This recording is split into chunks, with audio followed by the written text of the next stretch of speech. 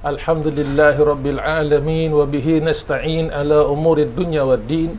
Wassalatu wassalamu ala asyrafil anbiya'i wal mursalin sayyidina Muhammadin wa ala alihi wa sahbihi ajma'in. Masyaallahu kan wa man lam yasha' lam yakun wa la hawla wa la quwwata illa billahil aliyyil azim. Sidang pendengar sekian, Assalamualaikum warahmatullahi wabarakatuh. Bertemu kita sekali lagi alhamdulillah dalam mengikuti kuliah online saya, iaitu As-Siyahah. Mudah-mudahan beberapa minit yang kita luahkan ini bermanfaat insya-Allah. Amin ya rabbal alamin. Para jemaah sekalian, jika kita masih ingat dalam sesi yang pertama kita ada berbincangkan mengenai uzlah, iaitu karantin yang sedang kita amalkan. Dan kita telah jelaskan yang mana uzlah itu terbagi pada dua bahagian, syariah dan sulukiyah. Pembahasan mengenai uzlah syariah telah kita bincangkan panjang lebar pada pengajian yang lalu, iaitu hari Sabtu sekitar jam 5 petang. Dan insya-Allah pada kali ini sekali lagi kita akan bincang bahagian keduanya, iaitu uzlah sulukiyah, iaitu uzlah yang tidak datang daripada syarak tapi diatur alim ulama. Suluk ini atau uzlah sulukiyah ini juga mempunyai beberapa nama. Ada yang mengatakan, ada yang menamakannya uzlah ijtihadiyah kerana ia merupakan ijtihad para ulama untuk menentukan cara-cara proses bagaimana seseorang itu menempuh uzlah untuk mengeluarkan dirinya daripada kerosakan. Kerosakan itu sama ada penyakit zahir maupun penyakit batin.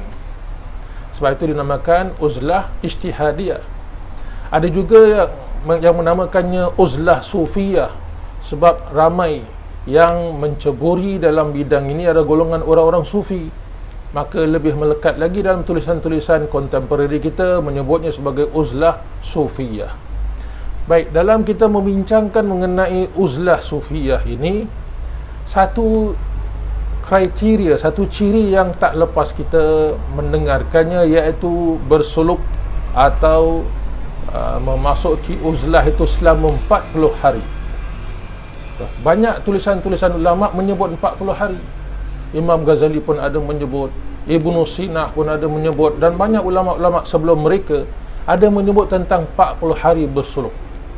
Apakah di sana ada dalil, ada sumber yang menetapkan angka 40?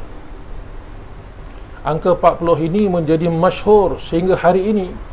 Masih lagi kiai-kiai, para syekh-syekh di pesantren, di rubat dan sebagainya, yang tepat-tepat pondok mereka menetapkan para murid untuk masuk uzlah selama 40 hari. Ini satu perbincangan yang menarik. Apabila kita membuka kitab-kitab ulama, kita melihat di sana ada sumbernya. Ada sumbernya dari Al-Quranul Karim. Bukan dah 40 itu mereka berkehendak dengan sendirinya mengikut hawa nafsu. Bukanlah pilihan yang tidak mempunyai sumber. Ia datangnya daripada ayat Quran dalam surah Al-A'raf ayat 142, di mana Allah Subhanahu wa taala mengatakan kepada Nabi Musa, hendaklah dia naik ke gunung Tursinah bermunajat kepada kami 40 malam. Ayatnya berbunyi, a'udzubillahi minasyaitanir rajim, wa wa'adna Musa 30 lailatan wa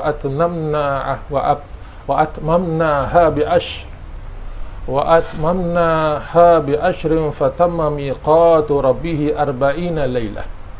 Yang bermaksud, kami telah menjanjikan kepada Musa 30 malam dan kami menambahkannya 10 lagi, iaitu jadi 40. Fatamma miqatu rabbih, maka sempurnalah miqat Tuhannya 40 malam. Jadi kataan 40 malam itu berkait dengan miqat, iaitu boundary, ketentuan Allah Subhanahu wa taala dalam sesuatu itu. Dan ini terbukti sebenarnya, walaupun rujukannya di sana dalam Al-Quran ayat Al-A'raf ayat 142, tapi mujarrabahnya setelah dicoba dan diamalkan terbukti ia sangat-sangat memberi kesan, sehingga termasuk dalam amalan-amalan mujarrabat, amalan-amalan yang terbukti kebenarannya. Sehingga hari ini masih lagi di Indonesia mereka melalui proses pemulihan penagihan dadah dengan memasuki uzlah 40 hari. 40 hari 40 malam terus tidak bercampuran, tetapi dilakukan amalan syariah mereka, amalan zikrullah mereka, mengamalkan beberapa zikir-zikir dan sebagainya. Sebelum 40 hari penagihan mereka sudah dihilangkan Allah Subhanahu wa taala. Jadi ini ada sumbernya 40 hari.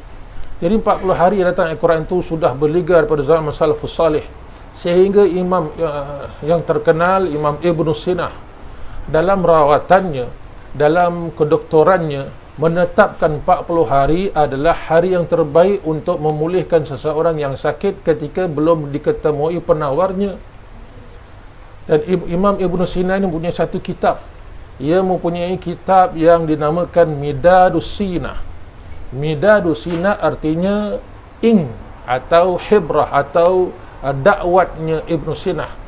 Jadi nama kitab tu Midadus Sina adalah semua jenis-jenis rawatan-rawatan, penawar-penawar yang disatukan dalam kitab tersebut. Jadi lama kelamaan kitab yang berjudul Midadus Sina, lama kelamaan manusia menyebut, dari mana engkau dapat penawar ni? Oh, dari kitab Midadus Sina. Midadus Sina masuk kepada Eropah, masuk kepada benua Eropah, sebutan Midadus Sina, Midadus Sina, sehingga orang Eropah menyebut medicine. Medicine datangnya daripada kitab Ibn Sina yang bernama Midadus Sina. Jadi kata medicine datang daripada Ibn Sina. Dan perkara yang sama berlaku dalam kitab Ibn Sina, iaitu 40 hari beruzlah. Dalam 40 hari itu diterjemahkan oleh orang-orang Eropah, terutama sekali orang Itali. Maka mereka menamakan 40 hari itu karantin. Karantin itu adalah 40 hari mengikut bahasa Itali. Jadi karantin itu mesti nak 40 hari baru penawarnya dapat sempurna sebanyaknya.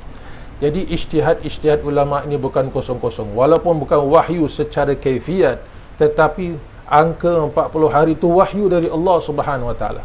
Maka terpulang pada alim ulama yang nak menetapkan ijtihad mereka dalam 40 hari itu nak kena buat apa yang jangan dibuat, apa yang harus dibuat. Maka jenis-jenis perawatan atau pemulihan itu terbagi pada dua, ada yang sakit zahir, ada yang sakit batin. 40 hari ini boleh memulihkan penyakit zahir dan penyakit batin sekaligus. Sebab itu perlu kita melihat kepada tulisan-tulisan ulama mengenai suluk ini, di mana ada mereka menetapkan bahawa perlu banyak berzikir ketika 40 hari, perlu banyak berpuasa, banyak bangun qiyamul lail, dan juga banyak dalam 40 hari itu meninggalkan makanan-makanan yang menambahkan nafsu syahwat. Sebab pemakanan yang berasaskan daripada daging, ikan dan sebagainya menguatkan lagi nafsu syahwat. Ini bagi pemulihan batin. Adapun bagi pemulihan zahir tak perlu kepada hal-hal demikian. Jadi jangan kita cepat mengatakan ini khurafat, ini bid'ah, kerana sudah ada ijtihad daripada alim ulama mengatakan jika pengaruh makanan itu menyebabkan dia menjadi ganas, garang, menjadi hamba kepada nafsunya, tak dapat dan diperbaiki, maka jalannya adalah dalam 40 hari itu menjadi vegetarian, makan sayur-sayuran. Kerana itu bukan daripada sumber wahyu, tapi daripada sumber kesihatan. Ulama-ulama lama sudah melihatnya. Imam Ghazali berbicara panjang lebar mengenai sayur-sayuran. Beliau mengatakan para malaikat tidak turun pada makanan, melainkan ada sayur-sayuran pada hidangan tersebut. Para malaikat akan turunkan rahmat daripada atau berkat dalam makanan tersebut. Mengenai sayur-sayuran ni Imam Ghazali banyak berbicara mengenainya, menunjukkan bahawa ia bukan sesuatu wahyu tetapi ijtihad daripada ilmiah. Maka alim ulama melihat bahawa perlu, kalau seseorang tu memasuki satu proses pemulihan batinnya daripada sifat madhmumah kepada sifat mahmudah, perlu masuk kepada suluk 40 hari dalam hal banyak berzikir, dalam hal tersebut banyak berpuasa, qiyamul lail, dan meninggalkan makanan-makanan yang menambahkan hawa nafsunya yang garang, iaitu makan sayur-sayuran supaya hatinya lembut, hatinya tunduk sebagaimana sayur itu juga sifatnya begitu. Baik, dari mana sumber ini mereka dapat? dalam jangka masa 40 hari harus buat itu, buat ini. Daripada mana? Apakah ijtihad kosong-kosong belaka? Tidak. Mereka ada sumbernya juga daripada Nabi sallallahu alaihi wasallam, di mana mereka ambil daripada hadis-hadis uzlah. Antara yang terkenal ialah ketika wabak menular atau fitnah sedang banyak di luar, hendaklah kamu duduk dalam rumah selamat agama kamu.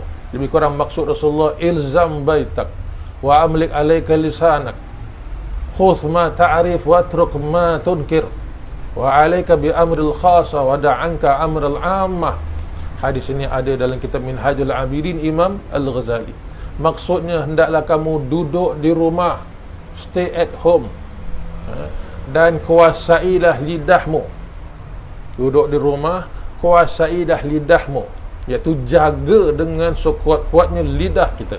Dua. Ketiga, khudh ma ta'rif, ambil apa yang perlu. Yang ketiga, tinggalkan apa yang tak perlu.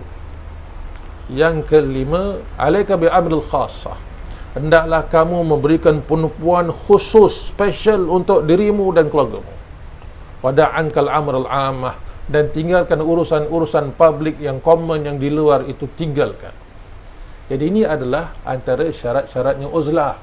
Jadi ulama mengambil daripada hadis ini supaya ilzam baitak artinya duduk dalam rumah, duduk dalam bilik. Wa amli alaika lisanak, jangan duduk dalam bilik tetapi kita buat Facebook, buat Twitter, buat video, mencemoh sana mencemoh sini, tak jaga lidah. Banyak orang duduk kat rumah pun tak jaga lidah. Ya, Rasulullah dah tahu bila duduk dalam rumah pada zaman nanti fitnah akan berlaku, wabak menular. Jaga lidah kita, cakap yang baik-baik.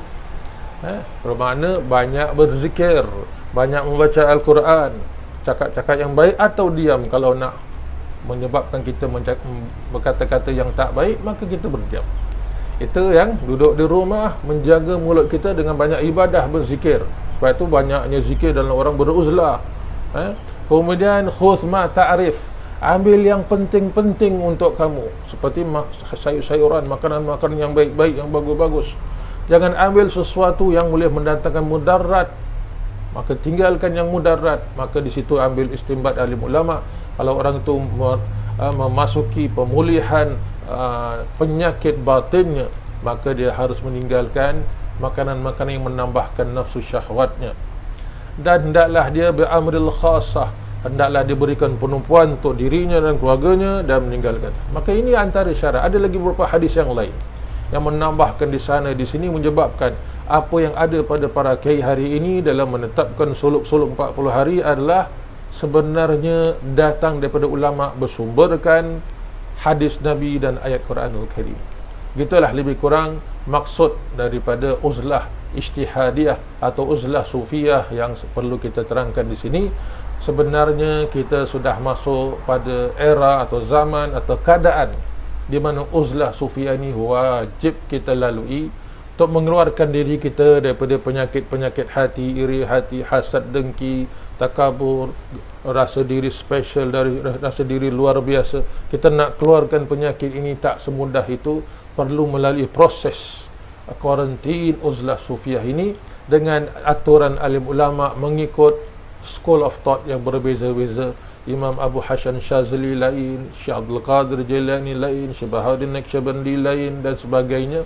Maka ini antara school of thought yang boleh kita pilih, tidak ada salah dan betulnya. Mana yang ada kesesuaian untuk kita, maka itulah yang terbaik. Mudah-mudahan kita dibukakan Allah Subhanahu Wa Taala menjadi hamba yang bersungguh-sungguh nak bersihkan diri kita, nak memperbaiki diri kita zahiran wa batinan, zahir dan batinnya, sehingga berjaya menjadi hamba Allah yang mulia. InsyaAllah kita bertemu lagi pada sesi yang akan datang dalam tajuk-tajuk yang menarik yang dapat membina diri kita bersiar-siar ke hadirat Allah Subhanahu Wa Taala. Amin ya rabbal alamin.